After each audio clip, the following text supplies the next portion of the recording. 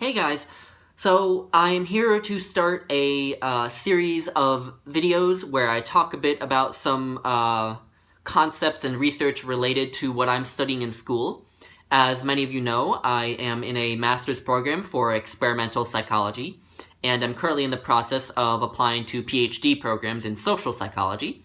And the specific sort of sub-area within social psychology I want to study is political psychology, which is just the study of how psychological variables, like personality and cognitive processes, how people think about the world, how they affect people's political behavior. So who they vote for, what policies they support, what their political orientation is, anything related to politics, basically, and how it's affected by psychology. And I want to talk today about a concept that was an important part of my honors thesis as an undergraduate, and which I've studied somewhat in graduate school, and which I may study in the future as well. And so this is, and it's also pretty important to my master's thesis. It's sort of more tangentially related to it, but a lot of the research that's been done on this theory I'm going to talk about has been important to what I'm doing for my master's thesis. So this is sort of going to be a bit of a foundational video because I do want to talk about my master's thesis in a future video, but I think having a few videos where I cover some of the background ahead of time will make that video a bit more manageable, because if I did everything in one video, it would kind of, I think, take a bit too long and be confusing. So I think doing it in parts might be helpful. But anyway, the idea I want to talk about today is called system justification theory. So this is a pretty influential idea, and system justification is a scary term for what's a pretty simple concept, which is the idea that people tend to believe that the social order is fair, and that people get what they deserve and deserve what they get.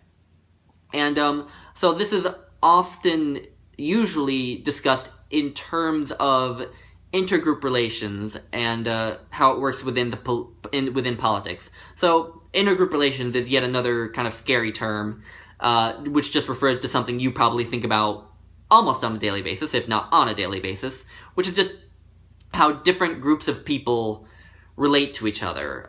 Groups being racial groups, ethnic groups, religious groups, social classes, genders, sexual orientations, so blacks, whites, LGBTQ community, men and women, just any group that has a big presence within the social order is a group examined in intergroup relations. So system justification theory takes as kind of an assumption that there is a hierarchy within these groups, that, on the top we have white men who are, tend to be at the highest socioeconomic status, face the least prejudice and discrimination, and tend to have the easiest time getting ahead in society. And then below them, we kind of have different groups: blacks, Hispanics, Native Americans, at varying levels of prejudice, facing various levels of prejudice and discrimination, and varying levels of kind of status within the social order, in terms of how much money they make and that sort of thing.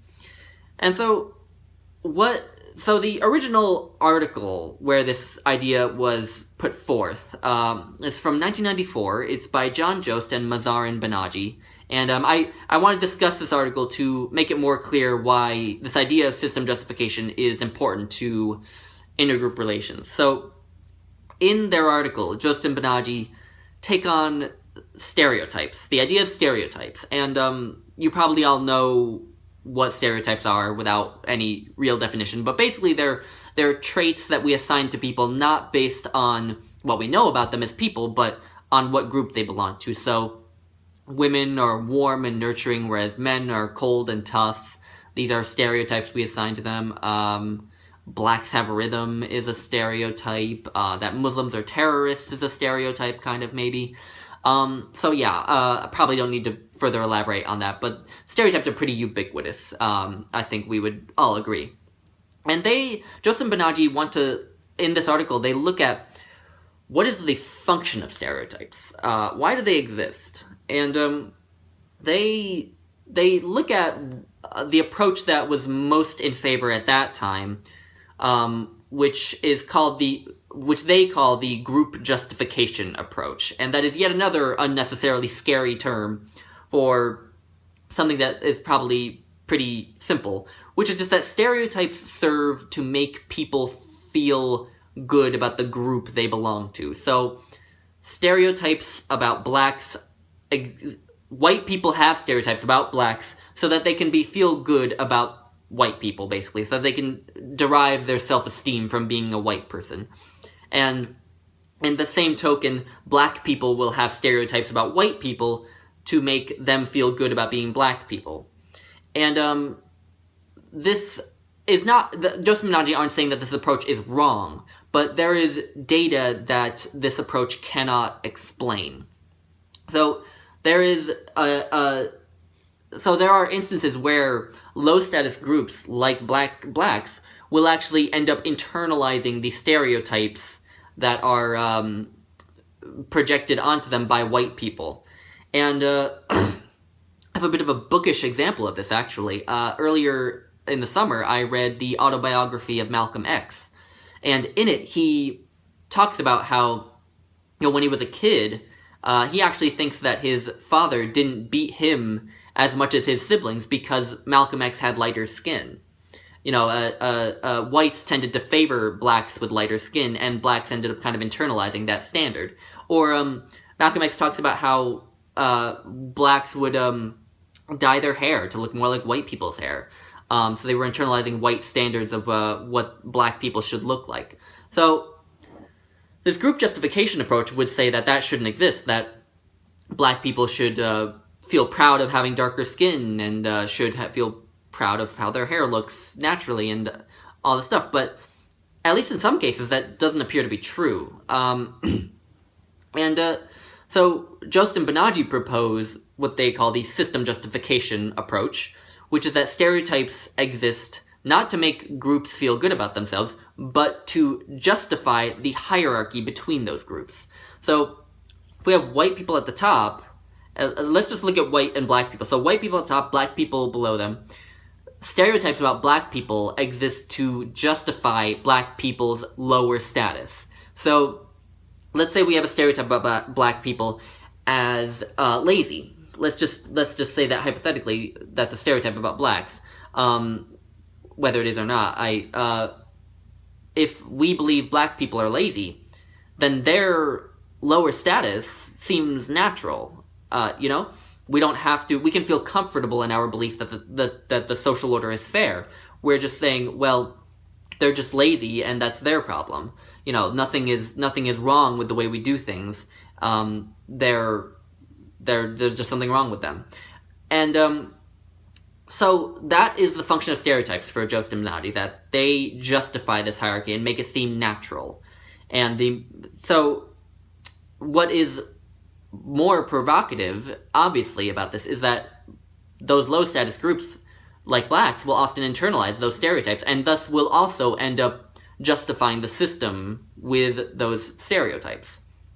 So, this is kind of the basic idea behind system justification. This view of stereotypes as a way of justifying the system makes Jost and Banaji posit that there is a motive to believe that the social order is fair.